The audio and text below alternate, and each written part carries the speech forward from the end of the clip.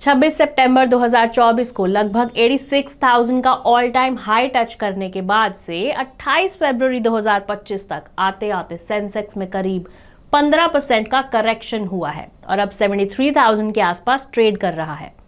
Mid cap और small cap पर इस गिरावट का ज्यादा असर देखने को मिला है। मिड कैप लगभग 22% और स्मॉल कैप लगभग 25% तक गिर चुके हैं। पहले भी मार्केट मोस्टली एक्सपेंसिव वैल्यूएशंस की वजह से करेक्ट हुआ है और इस बार भी वही हो रहा है। Hello and welcome to ET money's Hindi YouTube channel. आज के इस वीडियो में हम मार्केट के वैल्यूएशन को असेस करने के लिए 4 मैट्रिक्स को चेक करेंगे। प्राइस टू बुक वैल्यू या PB ratio, cyclically adjusted price to earnings या CAPE ratio, market cap to GDP ratio, bond equity earnings yield या BEER ratio.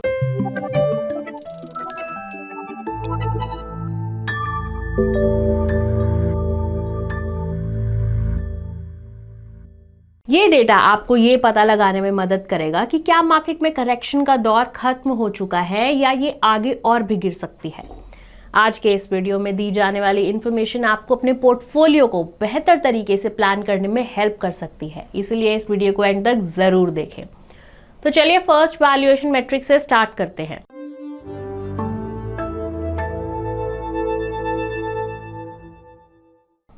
Price to book value या PB ratio. आपके दिमाग में यह सवाल जरूर आया होगा कि पहले पीई या प्राइस टू अर्निंग रेशो के बारे में बात क्यों नहीं हो रही, जो वैल्यूएशन को चेक करने का एक इंपॉर्टेंट मैट्रिक है। तो आपको बता दें कि हम बाद में पीई के बारे में भी बात करेंगे, लेकिन अलग तरीके से। हम आज क्लासिक पीई मैट्रिक के बारे में बात नहीं करेंगे। ऐसा इसलिए करेंगे क्योंकि पीई रेशो वैल्यूएशन को कैलकुलेट करने के लिए अर्निंग का यूज करता है और अर्निंग्स वॉलेटाइल हो सकती हैं। अच्छे इकोनॉमिक कंडीशन में अर्निंग में उछाल आ सकता है और बुरे इकोनॉमिक कंडीशन में अर्निंग कम हो सकती है। इसके अलावा अर्निंग पर मार्केट और सेक्टोरल साइकिल्स का भी इम्पैक्ट पड़ता है, इसलिए पीई का यूज करना सही नहीं रहेगा। वहीं दूसरी तरफ किसी कंपनी की बुक वैल्यू कंपैरेटिवली ज्यादा स्टेबल मैट्रिक है और इसलिए पीबी रेशो को कंसीडर करना ज्यादा सेंसिबल होता है। पीबी रेशो को कैलकुलेट करने के लिए स्टॉक प्राइस को बुक वैल्यू पर शेयर से डिवाइड किया जाता है। इंडेक्स लेवल पर इंडेक्स पीबी का पता लगाने के लिए इंडेक्स कंपनीज के टोटल मार्केट कैप को उनकी टोटल बुक वैल्यू से डिवाइड किया जाता है। फिर इस तरह निकाले गए पीबी रेशो को हिस्टोरिकल नंबर से कंपेयर किया जाता है। तो चलिए पहले अलग अलग मार्केट कैप सेगमेंट के पीबी रेशो को चेक करते हैं। इसके लिए BSE 100 से शुरू करते हैं, जिसमें लार्ज कैप्स शामिल हैं। 3 के मीडियन पीबी के मुकाबले BSE 100 का करंट पीबी 3.62 है। ये 21% का प्रीमियम है, लेकिन बदलते इकोनॉमिक और बिजनेस कंडीशंस के चलते मीडियम टर्म और नियर टर्म में क्या हो सकता है, ये चेक करना भी जरूरी है। तो चलिए अब टाइम पीरियड को पिछले 5 साल से बदल कर देखते हैं। BSE 100 का 5 ईयर मीडियन पीबी 3.37 है, जबकि करंट पीबी रेशो 3.62 है, जो 7% का प्रीमियम दिखाता है। आखिर में चलिए BSE 100 के लिए 3 साल का डेटा भी चेक करते हैं। 3 साल का मीडियन पीबी 3.51 है, जबकि करंट पीबी 3.62 है, मतलब 3% के प्रीमियम पर है। यानी ओवरऑल पीबी रेशो के मामले में BSE 100 कंपनीज का वैल्यूएशन अभी भी सस्ता नहीं है, लेकिन 3 और 5 साल के मीडियन से कंपेयर करें तो वैल्यूएशन थोड़ा सा सस्ता जरूर हो गया है। 10 ईयर मीडियन के मामले में BSE 100 अभी भी काफी महंगा है। आइए अब मिड कैप और स्मॉल कैप के लिए भी इसे चेक कर लेते हैं। तो मिड कैप के लिए चलिए BSE मिड कैप इंडेक्स के वैल्यूएशन को चेक करते हैं। हाल ही में हुए करेक्शन के बावजूद मिड कैप इंडेक्स सभी टाइम फ्रेम्स में अपने हिस्टोरिकल मीडियन से बहुत ज्यादा प्रीमियम पर है, यानी महंगा है। अगर आप पिछले 10 सालों के पीबी वैल्यूएशन को कंसीडर करें तो मौजूदा पीबी 44% के प्रीमियम पर है। पिछले 5 सालों के पीबी के मामले में प्रीमियम 30% है और पिछले 3 सालों के लिए प्रीमियम 26% है। चलिए अब स्मॉल कैप का स्टेटस चेक करते हैं। इसके लिए हम BSE स्मॉल कैप इंडेक्स का यूज करेंगे। अच्छी बात यह है कि BSE स्मॉल कैप इंडेक्स के लिए कंडीशन उतनी खराब नहीं है। 25% प्रीमियम पर इंडेक्स 10 ईयर मीडियन के हिसाब से अभी भी काफी महंगा है, लेकिन 5 ईयर मीडियन के कंपैरिजन में रीजनेबल है और 3 ईयर मीडियन के मामले में थोड़ा सा सस्ता लग रहा है। इसीलिए ओवरऑल अगर हम पीबी को पैरामीटर मानते हैं तो मिड कैप्स अभी भी सबसे महंगे हैं, उनके बाद लार्ज कैप्स और फिर स्मॉल कैप्स। अगर हम नियर टर्म पिक्चर को कंसिडर करें तो स्मॉल कैप में हाल ही में तेज गिरावट ने उन्हें काफी अट्रैक्टिव बना दिया है। लेकिन लॉन्ग टर्म के लिहाज से ये अभी भी एक्सपेंसिव बने हुए हैं। चलिए अब पीई के मॉडिफाइड वर्जन के बारे में बात करते हैं, जिसे केप या साइक्लिकली एडजस्टेड पीई रेशो कहा जाता है।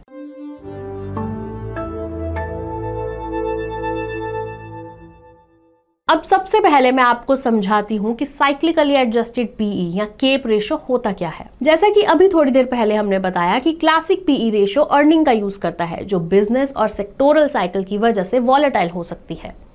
केप रेशो 10 साल के पीरियड में इन्फ्लेशन एडजस्टेड अर्निंग का एवरेज निकालकर अर्निंग में इससे वॉलेटिलिटी को एड्रेस करता है। इससे शॉर्ट टर्म फ्लक्चुएशंस को कम करने और एक्यूरेट वैल्यूएशन को निकालने में हेल्प मिलती है। केप रेशो को शिलर पीई रेशो भी कहा जाता है, क्योंकि इसे 1988 में प्रोफेसर रॉबर्ट शिलर ने इंट्रोड्यूस किया था। आईआईएम अहमदाबाद के जोशी जैकब और राजन राजू ने 5, 7 और 10 ईयर के बिजनेस साइकिल के बेसिस पर सेंसेक्स के केप रेशो को कैलकुलेट किया है। आइए देखते हैं कि सेंसेक्स का केप रेशो मीडियन के मामले में कहां स्टैंड करता है।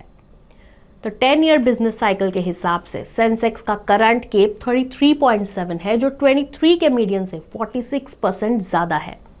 7 ईयर बिजनेस साइकिल के हिसाब से प्रीमियम 45% पर स्टैंड करता है। यहाँ करंट केप 32.2 है और मीडियन 22.3 है। और 5 साल के बिजनेस साइकिल के हिसाब से प्रीमियम 39% है। ये इस वजह से है कि करंट केप 30.2 है और मीडियन 21.7। इसलिए इन सभी चीजों को देखते हुए मार्केट्स आर लुकिंग एक्सपेंसिव। बेशक ये सेंसेक्स को ओवरऑल मार्केट के लिए प्रॉक्सी के तौर पर मान रहा है, इसीलिए इस एस्पेक्ट को भी कंसिडर किया जाना चाहिए। चलिए अब अगले वैल्यूएशन मेट्रिक के बारे में बात करते हैं, लेकिन उससे पहले अगर आपने अभी तक इस चैनल को सब्सक्राइब नहीं किया है तो सबसे पहले इसे सब्सक्राइब कर लें और बेल आइकन पर क्लिक करना ना भूलें, ताकि आपसे हमारा कोई भी वीडियो मिस ना हो।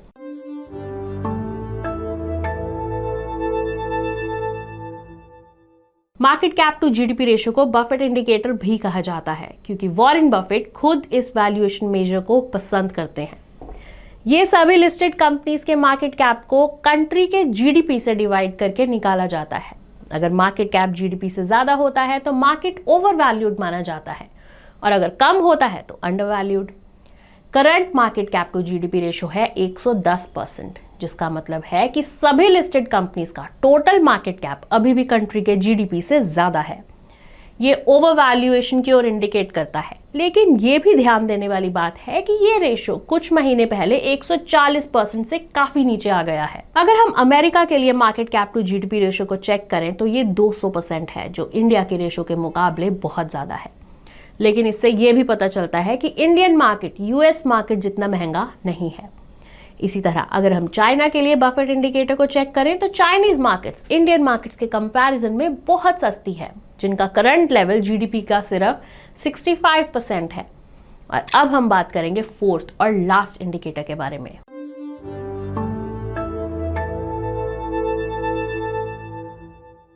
बियर रेशो के 2 कंपोनेंट्स होते हैं, बॉन्ड यील्ड और equity earnings yield. Beer ratio को कैलकुलेट करने के लिए बॉन्ड से मिलने वाला यील्ड या एक्सपेक्टेड रिटर्न को मार्केट के अर्निंग्स यील्ड से डिवाइड किया जाता है। Earnings yield basically PE ratio का उल्टा होता है। To put in simple words, अगर मार्केट एक बॉन्ड होता तो अर्निंग्स यील्ड से पता चलता कि आप इससे कितना रिटर्न कमा सकते थे। इसीलिए बॉन्ड यील्ड को मार्केट यील्ड से कंपेयर करने पर हमें उनके रिलेटिव अट्रैक्टिवनेस के बारे में पता चल सकता है। कॉर्पोरेट प्रॉफिटेबिलिटी और अपकमिंग इंटरेस्ट रेट्स के बेसिस पर बॉन्ड यील्ड और मार्केट की अर्निंग यील्ड में चेंजेस होना नॉर्मल बात है। अगर ये डिविएशन हिस्टोरिकल मीडियन को पार कर जाता है तो ये एक ओवर वैल्यूड और अंडर वैल्यूड मार्केट का सिग्नल हो सकता है। तो चलिए दोनों के हिस्टोरिकल रेशो को चेक करते हैं। मार्केट के लिए एक प्रॉक्सी के तौर पर हमने BSE 500 का यूज किया है, वहीं बॉन्ड यील्ड के लिए हमने 10 ईयर जीसेक यील्ड का यूज किया है। तो कोविड की वजह से आई गिरावट के बाद बियर रेशो करीब 1 के लोअर लेवल पर पहुंच गया था, जिससे चीप मार्केट का सिग्नल मिला। इसी तरह मार्च 2021 में कोविड क्रैश के बाद मार्केट में आई तेजी की वजह से ये 2.25 के हाई लेवल पर पहुंच गया। इस लेवल ने एक्सपेंसिव मार्केट होने का इंडिकेशन दिया। 10 साल के मीडियन 1.76 के मुकाबले करंट बियर रेशो 1.49 है। ये करीब 16% का डिस्काउंट है। इसीलिए इसके मुताबिक मार्केट करंटली अपने हिस्टोरिकल वैल्यूएशन के मुकाबले डिस्काउंट पर है। चलिए इस वीडियो के कंक्लूडिंग सेक्शन में अब चारों इंडिकेटर्स के रिजल्ट को समराइज करते हैं ताकि आप मार्केट वैल्यूएशन को और बेहतर तरीके से समझ सकें।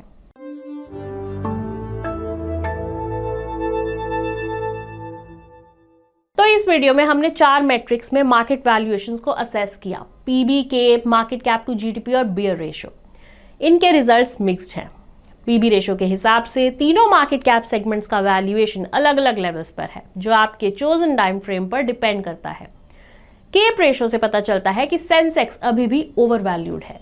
अगर हम ओवरऑल मार्केट पर नजर डालें तो market cap to GDP ratio से पता चलता है कि मार्केट ओवर वैल्यूड है, लेकिन बियर रेशो अंडर वैल्यूएशन को इंडिकेट करता है। ऐसे में एक इन्वेस्टर के तौर पर आपको क्या करना चाहिए, क्योंकि चारों मैट्रिक्स के रिजल्ट मिले जुले हैं। इसका मतलब ना तो आप इक्विटी से पूरी तरह दूरी बना सकते हैं और ना ही उसमें 100% इन्वेस्ट कर सकते हैं।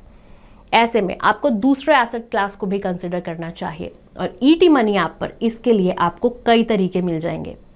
आज के वीडियो में बस इतना ही। उम्मीद है आपको ये वीडियो पसंद आया होगा। इस वीडियो को लाइक और शेयर करना ना भूलें और मैं जल्द ही एक और इंसाइटफुल वीडियो के साथ आपसे मिलूंगी। Take care. Mutual fund investments are subject to market risks. Read all scheme-related documents carefully.